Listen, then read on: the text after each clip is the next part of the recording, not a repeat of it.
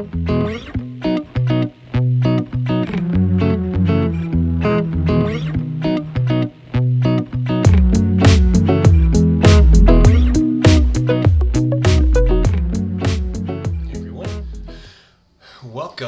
to Look Left and Right. It is Wednesday, February 23rd, 2022, and we had a few things come up on the news today that I thought we could discuss. Starting with Trudeau's government is revoking the emergency powers with the, what they claim is with all the blockades being removed, the city of Ottawa is coming back under normal lifestyle. It was time to revert the emergency powers. Now, ironically, this was happening over the weekend. There was a lot of speculation that the act wasn't needed.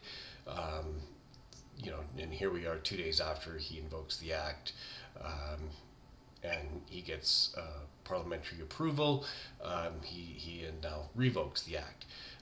Makes me wonder if maybe he wasn't going to get the votes out of the Senate. It was being debated in the Senate currently, and there was a lot of speculation that there was a real possibility with this current situation that the Senate was just going to revoke it anyways, not give approval, which would have quashed it right in its place. So there's the ending of the Emergency Act. The invoking of the Emergency Act, in my opinion, was kind of a sad day for Canadian history. I personally don't believe he met the criteria for invoking that act, and it's set a dangerous precedence for the future. So the fact that he's revoking it, the fact that it didn't actually get Senate approval in time, I think in the end will be a very good thing, and hopefully other governments in the future won't throw down this act so readily. So that's that one. Okay, so next, coming out of Ontario, Premier Doug Ford, and he's got an election coming, so this actually shouldn't be much of a shock to anybody, is eliminating registration fees for cars. So in Ontario, I think starting almost immediately, you will no longer have to pay to register your car. I do believe, and you can quote me on this and you let me know if I'm right or wrong, they're still going to want you to re-register every year, which I really don't understand, but it won't cost you anything. So I'm not completely sure why they want you to re-register every year. It should be, and registration fees have always been just a tax for you to drive your car. That's all it's ever been. There's really been no reason to re-register your car every year. Unless you change, unless you move, you sell the car, anything else, and nothing else changes. If nothing changes, why are you going in to re-register your car and spending the money? Nothing's changed. Literally, you're just going to get a sticker, right? So it's about time that this has happened. I think this is long overdue. I think you should be, registering your car when you buy it. Register your car if you sell it, or move, things like that. Anything changes on that registration, sure, you got to go in and re-register it. It's not like you need a photograph of yourself with it. So, I can get a passport for 10 years, right? And I got to register my car every year. How does that make sense? I can get a gun license, I can purchase a firearm in this country and register it once, right? As long as I keep the registration up to date, i.e. if I move, something changes, if I sell it, something changes, I update the registration. Other than that, I don't have to do anything, right? It's there. So it's about time. It's good for Doug Ford, although I'm pretty sure he's got alternative reasons. He's got, like I said, an election coming up, but awesome. I think that's great. I think the rest of the country needs to follow suit. Okay, next. Jason Kenney, Premier of Alberta, recently announced, I think it was either Monday or Tuesday, that he announced a bunch of things, but one of the things he announced is he wants to increase private surgical procedures from the current 15% to 30% in the hopes of reducing wait times for surgeries. Because surgeries, let's be honest, it is a long wait time to get some surgeries in the Canadian healthcare system, and in my province of Alberta. Absolutely, you can wait quite a while. And I'm sure that the Friends of Medicare, and believe strongly in socialized Medicare, have their are up in arms over this thing. And I want to be absolutely straightforward with everybody. I am 100% a supporter of public Medicare, but I do have a few things that I think the current system might be getting wrong. I don't know. I'm no expert on these things. But we've been doing the healthcare system the same way for a very, very long time. Things aren't improving. Every year we throw more money at it with the idea that wait times will come down, and we set benchmarks that wait times are going to come down, and they never come down. So when you do the same thing over and over again and expect a different result, that is the definition, I believe that's what they said, the definition of insanity. I think it was Einstein that said that. So something different has to happen. We have to look at other systems.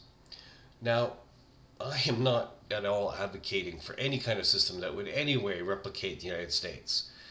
The United States does have one good thing.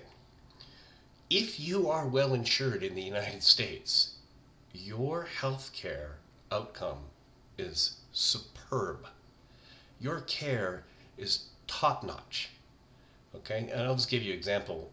I was down south in the States a few years back in Coeur d'Alene, and we had a fellow at the campsite we were at who suffered a heart attack. And by the end, he had 3 ambulances, a helicopter, fire trucks, all there for this one man who's having a heart attack. And I remember asking an American, that was like, what gives? Like, this was, I'm here, I'm a Canadian, I'm looking at this going, this would never happen in Canada. They'd get an ambulance, right? If they're out in the boondocks, stars will show up and airlift you, but we're not going to have 3 ambulances and fire trucks and police cars and everything else that was there. So I said, what gives? He said, he's got really good insurance. And he said, the ambulances were competing to take them to their hospital. And that's private enterprise. And there might not be a bad thing. Just hear me out. So, in the States, their biggest problem is the private insurance. No insurance company wants to insure a sick person. It's a bad bet. This person, in the end, is going to cost them a lot of money. They don't want to insure them. So the older you get, the sicker you get, the higher your premiums go up. That's why they had to put in pre-existing conditions for healthcare in the States, because insurance companies didn't want to insure them. It was a losing bet, right? So that's what you see in the States. So it's not so much the delivery of the healthcare system in the States, it's how the healthcare is paid for in the States. So what you need, in my opinion, is you need to have their global insurance controlled by the government that we all pay into, but maybe we have it privately administered. What do you think? Could we save money doing it that way? Could the outcomes be better? Could we have less time with surgeries? Now, I mean, right now Kenny's talking about increasing it to 30%. Well, it's still 70% is being done by government-run facilities. But what if it was all privately ran, paid for by the government, competing against each other for the patients, so that you can get the best outcomes, the best facilities, and at the best prices for that insurance? France does it sort of that way. I just really briefly looked into the French system. As of 2022, the French system ranks number 1. And that is basically how the French system works. They have a government-run insurance plan that's paid for by the employees and employers through taxes, just like we do here in Canada. And it is a large portion of our taxes. And their outcomes are much higher. I shouldn't say much higher, but definitely higher than they are here in Canada, and way higher than they are in the States. I have the article right here in front of me. On average, in 2005, the French were spending $3,300 per person for healthcare, and the U.S. was paying $6,400 a person per healthcare, and the French ranked number one, and the United States is ranked number 37. So maybe the French are onto something.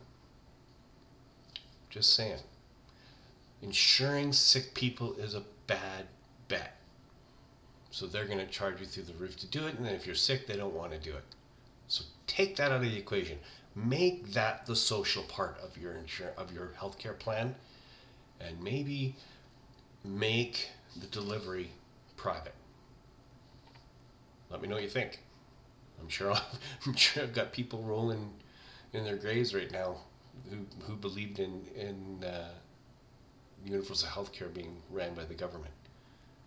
But maybe they, it's bureaucracy. Like, governments don't typically run things well, right? If you've ever had to go and get a passport or go to a government office to get something done, it can take forever. And why is that? Well, because there's no competition. They can treat you however they want to treat you. They don't have to compete with anybody. So things can take forever, and your level of service can be horrible. Go to government websites. Government websites are confusing, terrible. You can go to a private company, and their websites are very concise for the most part. Not all of them, but for the most part.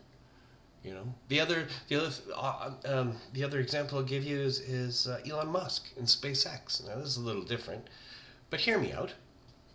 The United States spent billions of dollars getting men to the moon.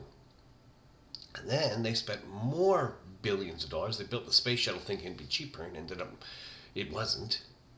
And spent billions and billions of dollars putting the space shuttle in space, tried to make money by sending satellites up and charging people, and that didn't really work. And along comes Elon Musk. And in a very, very short time, develops a very reliable rocket that can land on its own, can be reused, and can put satellites up in space for the fraction of what NASA could. Government, private industry.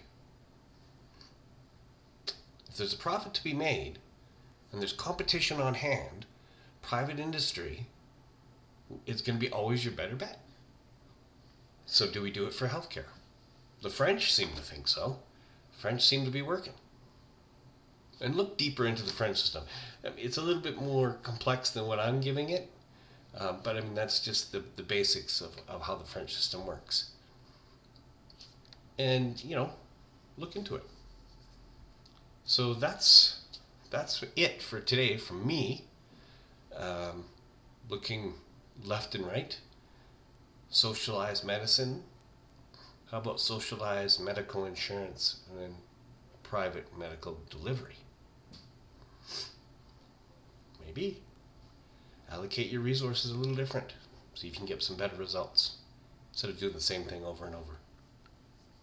I don't know. Let me know what you think.